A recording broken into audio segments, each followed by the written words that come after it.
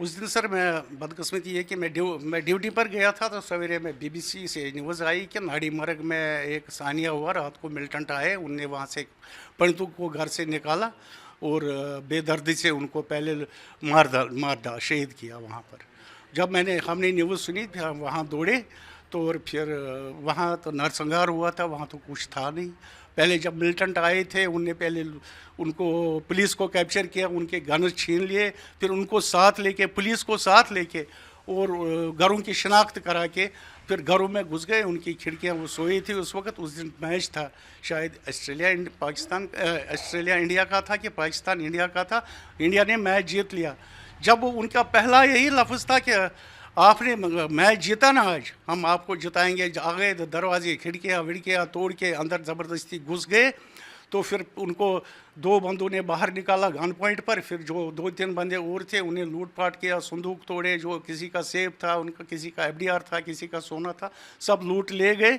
फिर उसके बाद उनको इकट्ठा करके एक चिनार का दरख्त, मंदिर के सामने एक चिनार का दरख्त, वहाँ जमा करके उनको गोलियों से छलनी कर दिया। और जिसमें दो बच्चे भी, छोटे छोटे मासूम बच्चे भी दो शामिल थे, उनको भी वहाँ पर मार डाला। तो आपके परिवार से मेरे परिवार में से मेरे मामा जी थी, मेरे मामा जी थे, उनके दो बहू थी, उनके दो बच्चे छोटे छोटे थे, वो भी शहीद हो गए। और मेरे कजिन ब्रदर दो थे वहाँ, उनका पूरा परिवार उनका पूरा, सिर्फ उनके परिवार, दो परिवार में एक लड़का बच गया।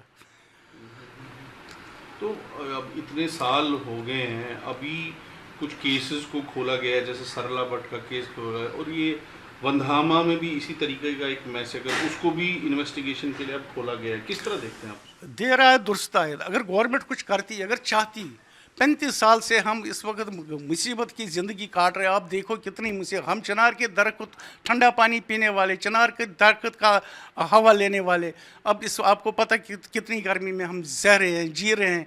ये तो अगर गवर्नमेंट चाहे, कुछ क्या नहीं हो सकता। गवर्नमेंट चाहिए तो 24 घंटे में वो जो कल्प्रिट्स थे, जो वो गुनाहगार थे जिनने पाप किया, अगर गवर्नमेंट चाहे 15 दिन में उनको निकाल सकती। गवर्नमेंट के लंबे हाथ है। अलबत्ता पता नहीं गवर्नमेंट के जहन में क्या है, वो उनको बचा रही है कि उनको शेल्टर कर रही है, या उनका कुछ सोच रही कि नहीं जी, क्या गवर्नमेंट के माइंड में क्या है। अगर चाहे तो का जो केस खोला है, तो लगता है कुछ उम्मीद इससे आपको? देर आए दुरुस्त आए।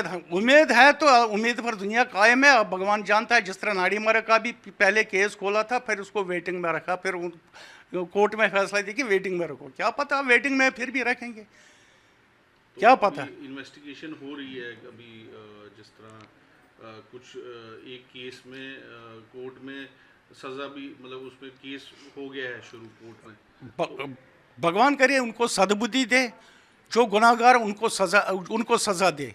चाहे ये मैं नहीं कह रहा हूँ कि हिंदू मुसलमान के साथ भी जुल्म हुआ, या हिंदू सरदार थे उधर चट्टी सिंहपुरा था, उनके साथ जुल्म हुआ, उनको मार दिया।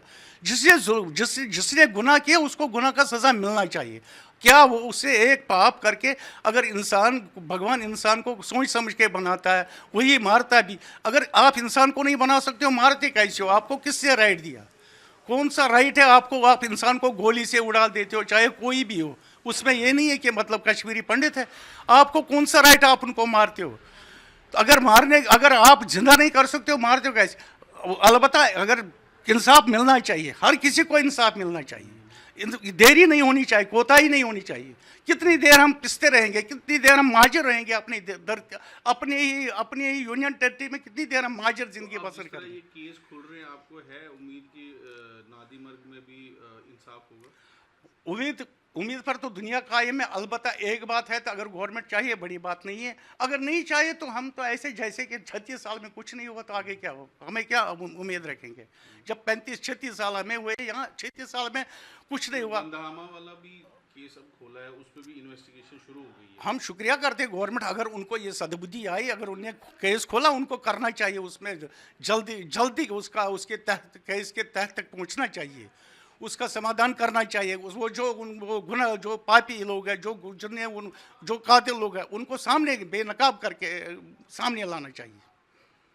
हम बहुत शुक्रिया करेंगे अगर गवर्नमेंट ऐसा काम करेगी, जो हमारे जिन्होंने हम पर जुल्म किया, जिन्हें हमको घर से बेघर कर दिया, जिन्होंने हमको मारा, जिन्होंने हमको लताड़ा, अगर उन पर मतलब गवर्नमेंट शिकंजा कसेगी वो हमारे लिए खुशकिस्मती है। हम गवर्नमेंट को वेलकम करते हैं, हम गवर्नमेंट की पूजा करें।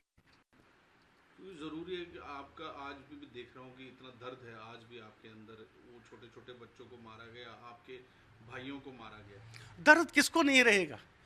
दर्द हमारी जन्मभूमि, हमने वहाँ पढ़ा, हमने वहाँ लिखा, हमने बचपन गुजारा, हमारे पेरेंट्स वहाँ मतलब उनके वो चिताएं वहाँ जली हुई है, उनकी हमारी यादें वहाँ से वाबस्ता है। हमें वहाँ से निकाला, यहाँ दर दर की ठोकरें खाने पर तो मजबूर किया, तो याद क्यों नहीं आएगी? हमें दर्द क्यों नहीं अच्छा लगता? दर्द नहीं, हमें रोना आता है। हम रोएंगे तो कौन सुनेगा? जिस तरह से उनको मारा गया नादी मर्ग में, बहुत बेदर्दी से मारा, बहुत बेदर्दी से। एक उधर बच्चे को इधर जो 1.5 साल का 2.5 साल का बच्चा, उसको इधर मारा, वो ऐसे ऐसे, फिर दूसरा से उठा उसको मारा।